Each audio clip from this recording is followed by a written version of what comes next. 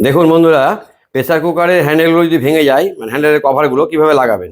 ঢালাইয়ের হ্যান্ডেল যদি থাকে এরকম মোটা মোটা, তাহলে এই কভারগুলো লাগবে। আর যদি স্টেনলেস স্টিলের হ্যান্ডেল থাকে তাহলে এই কভারগুলো লাগবে। যখন ভেঙে যাবে দোকানে দেখিয়ে নিয়ে আসবেন। আর লাগাবেন কীভাবে দেখিয়ে দিচ্ছি আপনাদের। দুটো অংশ হয়, দুটো অংশ দুদিক দিয়ে দিতে হবে। দেওয়ার পরে স্ক্রুগুলো দুটো করে অংশ হয়, লোহারও স্ক্রু হতে পারে, সেটাও এভাবেই করবেন। দুটো অংশ দুদিক দিয়ে দেওয়ার পরে এই দেখুন, একদিকে আঙুল দিয়ে চেপে ধরতে হবে, দিয়ে আরেকদিকে স্ক্রুড্রাইভার দিয়ে আস্তে আস্তে ঘোরালে ওটা টাইট হয়ে যাবে। খুব শক্তি দিয়ে টাইট দেবেন না, হালকা হাতে কাজটা করবেন। একদিকে আঙুল দিয়ে চেপে ধরবেন। আপনাদের বাড়িতে স্ক্রুগুলো যখন ঢিল হয়ে যাবে তখন আপনারা ঠিক এইভাবে লাগিয়ে নিতে পারবেন।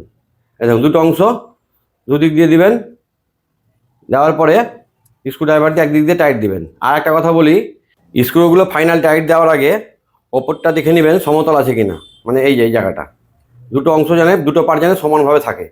তারপরে ফাইনাল টাইটটা দিয়ে দিবেন এইভাবে।